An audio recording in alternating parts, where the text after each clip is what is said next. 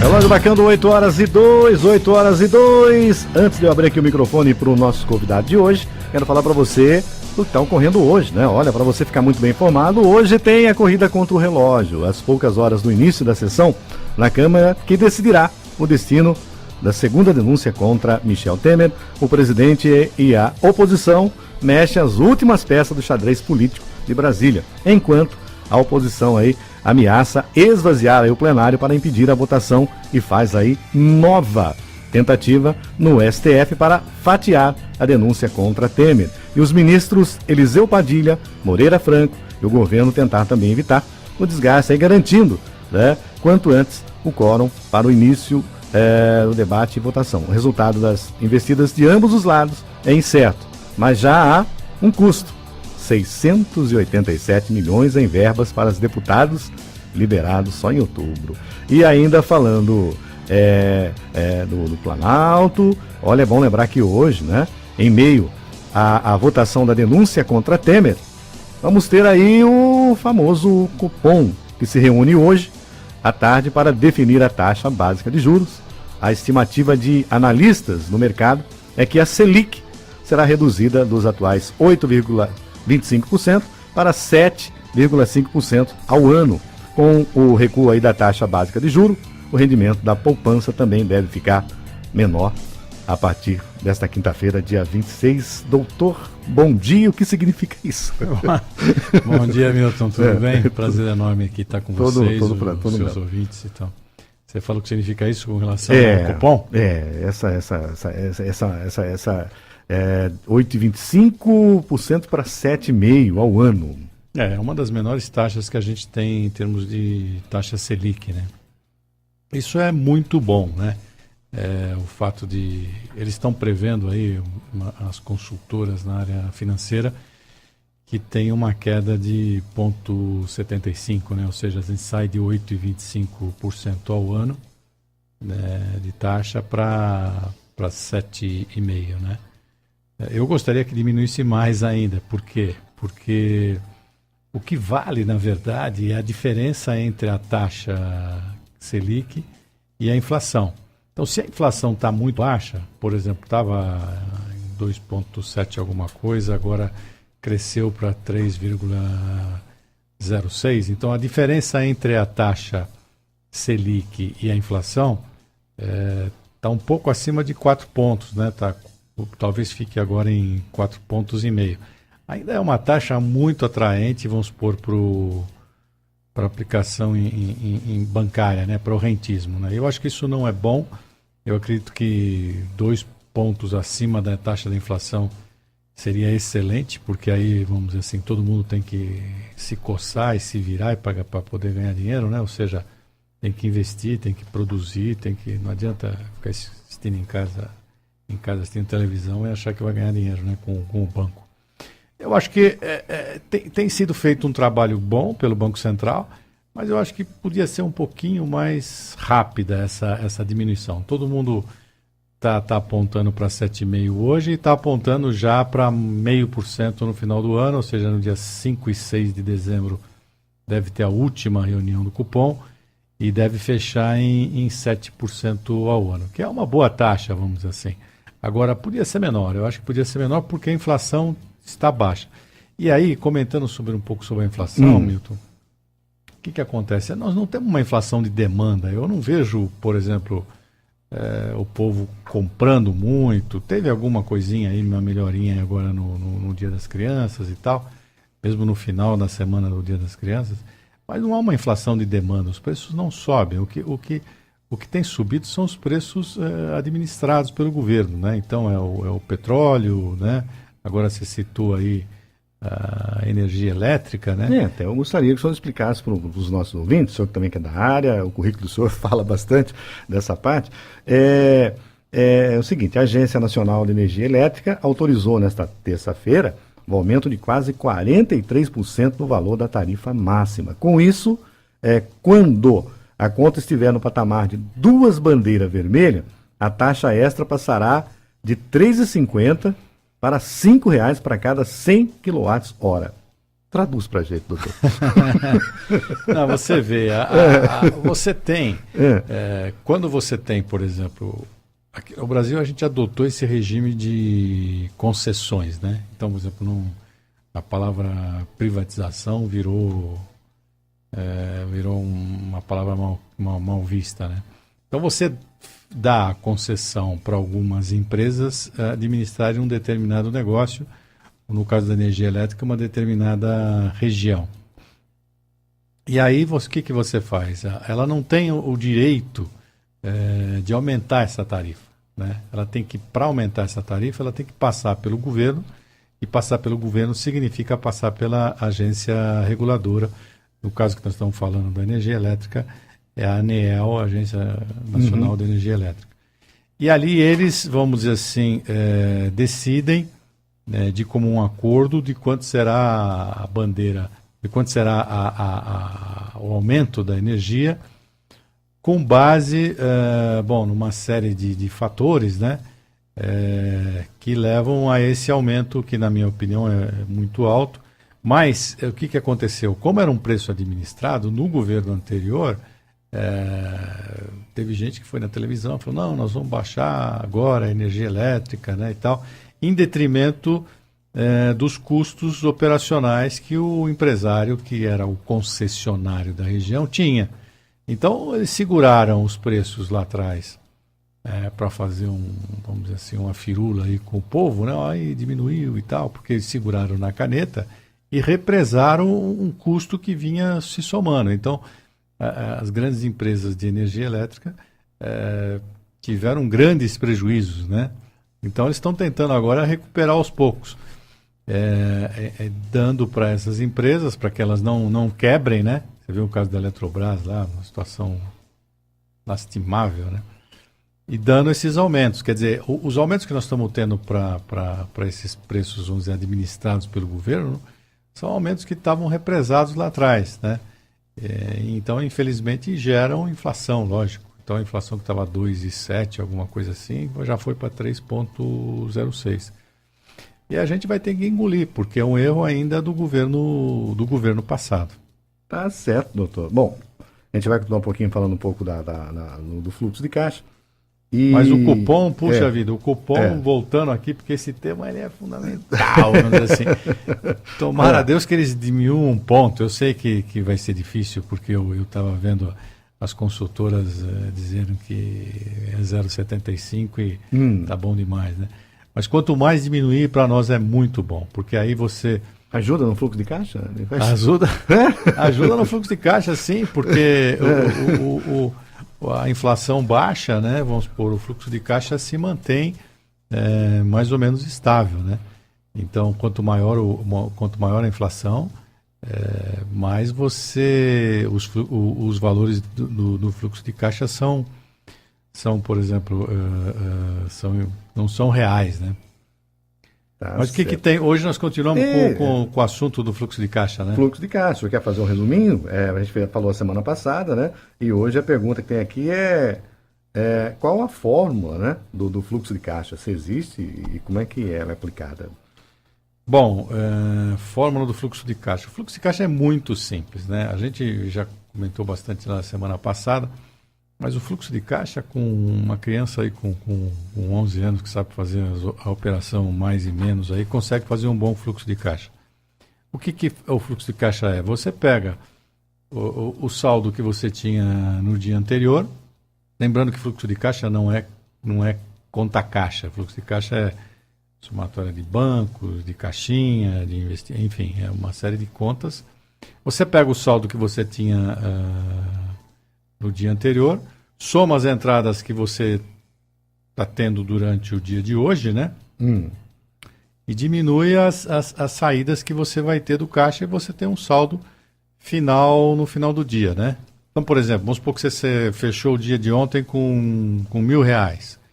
E aí você teve uma entrada de R$200, você fez uma venda, alguma coisa assim. Então você ficou com 1.200. Mas você gastou R$300. Então você terminou o dia, 1.200 menos 300, você terminou o dia com R$900.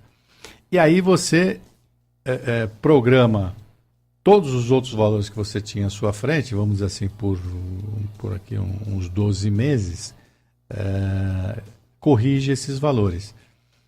Por que você vai corrigir no dia a dia? Porque os dados os valores que você ia receber no dia não necessariamente se concretizam, né? Você pode ter um atraso de pagamento, você pode ter uma inadimplência qualquer, enfim, uma receita que você estava prevendo não entrou, uma despesa que também você estava prevendo e acabou não fazendo.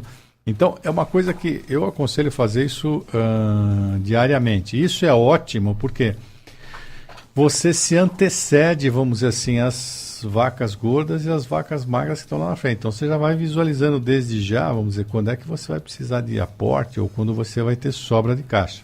Entendi. Então, a fórmula é bastante simples. Tá. E a inflação, ela pode ser incluída na correção? O Vini está perguntando aqui, na correção monetária, no fluxo de caixa? Não. A inflação não no fluxo de caixa não. Então, o fluxo de caixa basicamente é muito simples, simplista mesmo.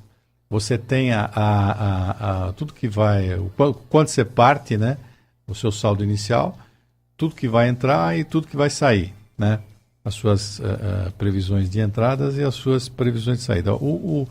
A inflação, correção e tal, não é computada no fluxo de caixa. Tá certo. E também, o que é descontado aí no caixa? O que é fluxo de caixa descontado? Mais uma pergunta aqui, olha. Bom, aí assim, esse já é um pouco mais complexo. Vamos pensar assim, você está vendendo a sua empresa, né? E a sua empresa vale, na sua opinião, vale, por exemplo, 100 reais, vai. Vou pegar um número só para fazer um número de conta de padeiro, como falava o meu avô, né? Vale 100 reais a sua empresa. Então você fala, não, eu quero 100 reais. Aí eu pergunto para você, tá bom, mas o que você tem para receber? Você fala, não, eu tenho 110 reais para receber, então acho que vale 100. Tá bom, quando que você tem esses 110 para receber? Olha, eu tenho 10 reais para receber daqui a 6 meses, vamos dizer assim, e 100 reais para receber daqui a 2 anos. Então, o que é o fluxo de caixa descontado? Eu tenho que pegar esses 10 reais que você tem para receber daqui a 6 meses e trazer a valor presente. Então, vamos supor que você teve lá um desconto de 5% nesses 10 reais, então ele vai valer 9,5, né? E os 100 reais daqui a 2 anos vai ter vamos supor que a inflação seja de 10% ao ano, vamos dizer. Então você vai ter que defasar esses 100 reais em 20%. Então ele vai valer 80. Então 80 mais 9,5 vai dar 89,5. Então sua empresa, na verdade, vale 89,5. E você está pedindo 100. Então o fluxo de caixa descontado é muito usado.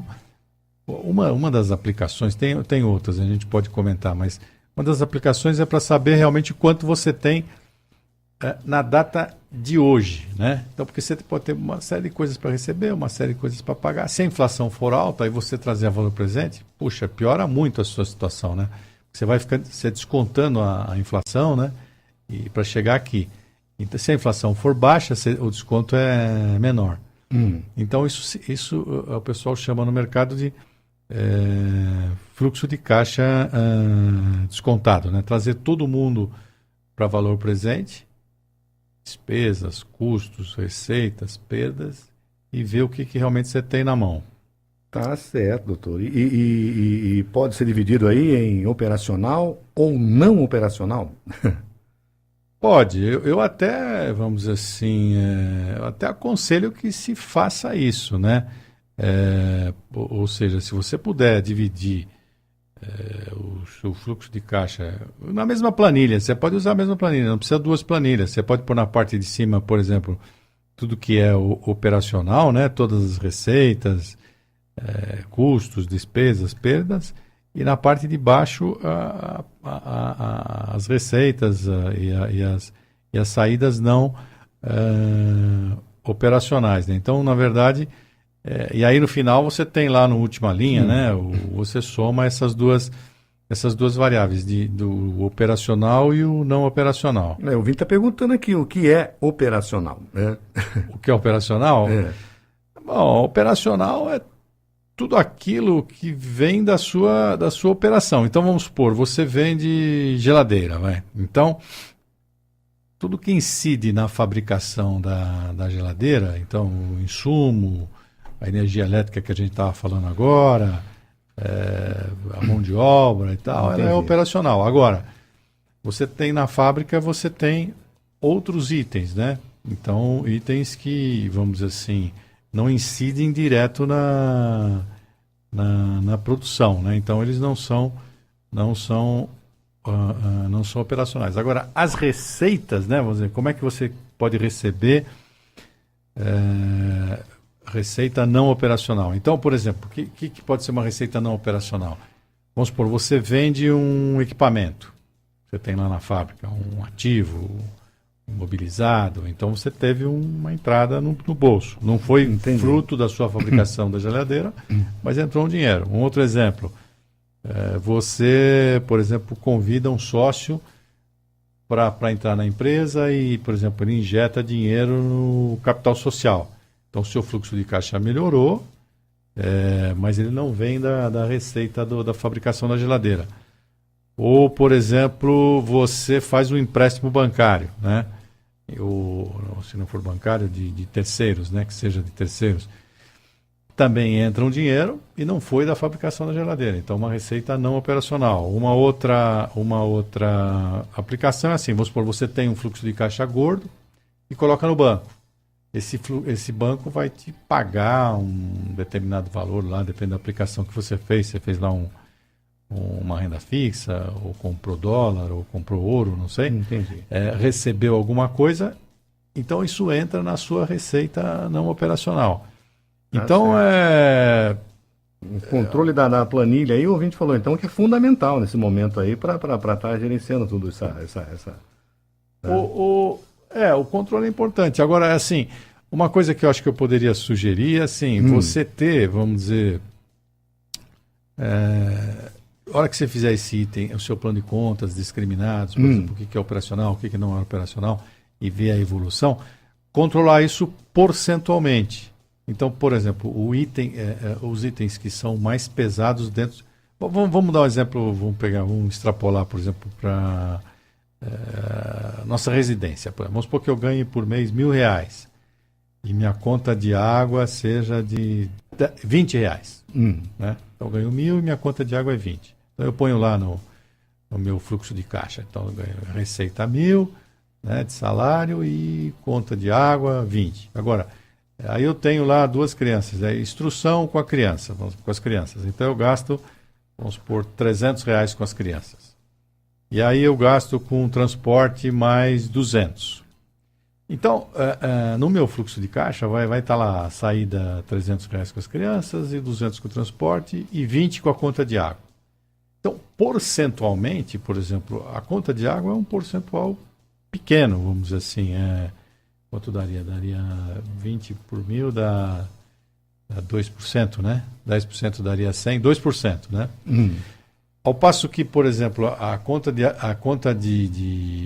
escola, de escolaridade, instrução com as crianças é 30%. Então não adianta eu ficar reclamando com as crianças que eles têm que gastar menos água, porque se eles gastarem menos água, em vez de R$20, eu vou passar para 18.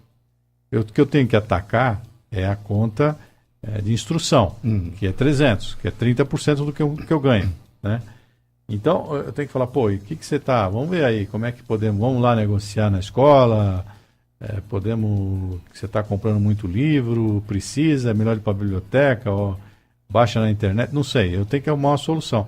Então, o fluxo de caixa das empresas é isso, ele tem que... Porque às vezes a pessoa sai cortando, fala, não, tira o café, né? Tira não sei o quê, mas quanto pesa isso no seu fluxo de caixa? Entendi, não vai refletir, não vai... Não vai, né? A segunda casa depois da vírgula. Então, vamos dizer, não adianta você ficar discutindo esse tipo de item. É melhor você ir nos itens mais pesados, mais significativos e tentar atacar. Por isso que é importante, como ele falou aí, controlar o peso de cada item. Controlar, né? o peso de cada item. Isso é fundamental, né? Porque aí você não só controla, como você fala, bom, no mês passado a instrução dos meninos pesava 30%, agora caiu para 29%. Quer dizer, estou fazendo um esforço importante. Então, é nesses itens mais pesados que você tem que atacar. Tá certo. Bom, doutor, tem aqui ainda duas perguntas, né? Como os devemos equacionar um fluxo de caixas grandes, de grandes projetos, né? E devo refazer o fluxo de caixa. Estamos já com 8h22. O senhor quer deixar essa pergunta para a gente fazer a semana que vem? O senhor quer comentar um pouco sobre a matéria de domingo? Vamos na matéria. Deixa aí você acumular as suas perguntas. Então, aí. Tá bom. O que nós bom, temos a matéria de domingo, o que aconteceu? Domingo a gente... Estou vendo que você é meu leitor assíduo. Não, né? eu estou realmente aí muito contente, né, doutor? Porque a gente vem aí aprendendo bastante coisa com o senhor. E eu gostaria que o senhor explicasse, o senhor falou aí dos Estados Unidos e da Rússia, que houve lá, né, na época das guerras, né? O senhor cita que ao mesmo tempo que incentivava a guerra, depois como é que é esse assunto? A guerra, ela gerou economia, gerou... Não, é assim, vamos dizer, o que eu tentei escrever lá, né? Que, eu estou ali no período, acho que eu estou terminando a guerra, né? A Segunda Guerra Mundial, né? Certo. Então, o que acontece? Quando termina a Segunda Guerra Mundial, você tem o pessoal que ganhou a guerra, né? Que são os aliados, certo, contra o eixo, né? Que perdeu a guerra, né? Então, do lado do eixo está lá a Alemanha, Japão, etc. Itália, né? E os aliados você tem do lado de cá, Estados Unidos, né? Inglaterra, França e Rússia, né?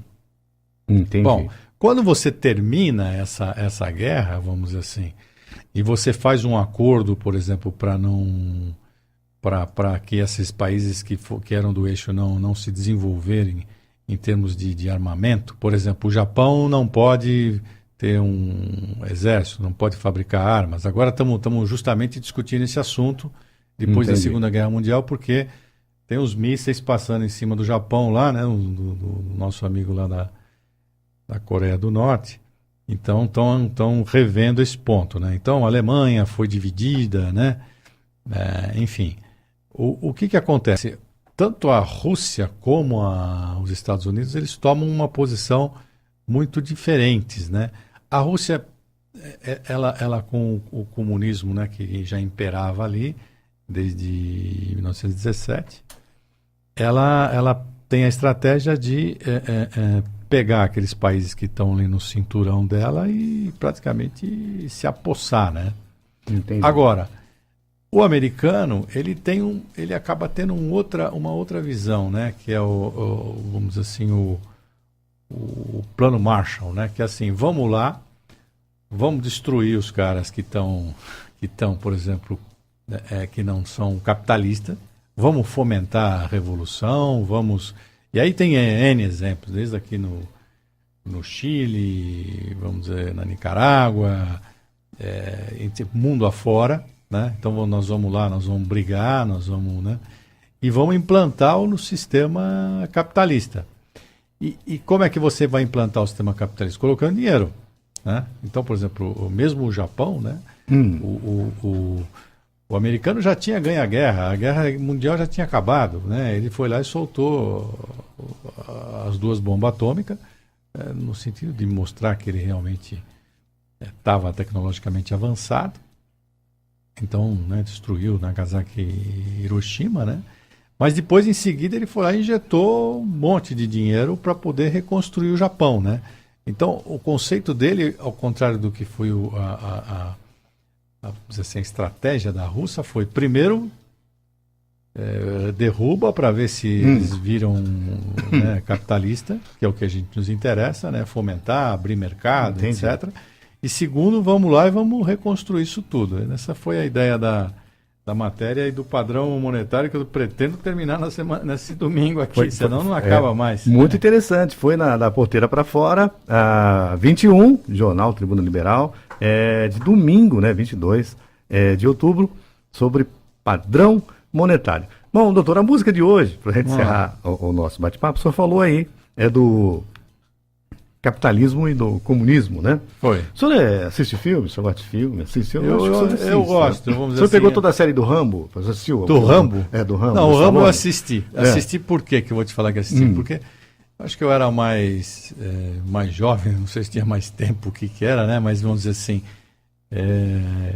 era uma série, vamos dizer assim, que a garotada adorava ir ao cinema. Mas assim, o senhor via nas imagens, o senhor via que realmente ali os americanos eram dois sistemas, sempre atacando lá o capitalismo e o comunismo, né? Sempre nessa linha. Então a música escolhida hoje é o tema do filme do Rambo, por quê? Durante a década de 80, uma das mais presentes temáticas das produções cinematográficas norte-americanas foram os filmes de guerra. De maneira simplista, podemos aí conceitualizar a época como o período do mundo marcado pela bipolaridade, dividido sobre isso aí. Certo? Pela influência aí de dois blocos ideológicos, relativamente aí antagônicos, né? Desde o término da Segunda Guerra Mundial, o senhor escreveu sobre isso, nos anos 40, tivemos a chamada Guerra Fria, o embate aí entre capitalismo e comunismo. Então aparenta várias maneiras que, olha, o bom é o capitalismo, o outro... Cada um puxa a brasa para sua sardinha aí, né? Tá certo. Mas muito bom, então. Tá certo, então. Mas depois eu vou entrar depois, eu vou ver se eu termino o padrão internacional. E aí a gente começa a falar um pouco sobre Guerra Fria também na coluna, vamos ver.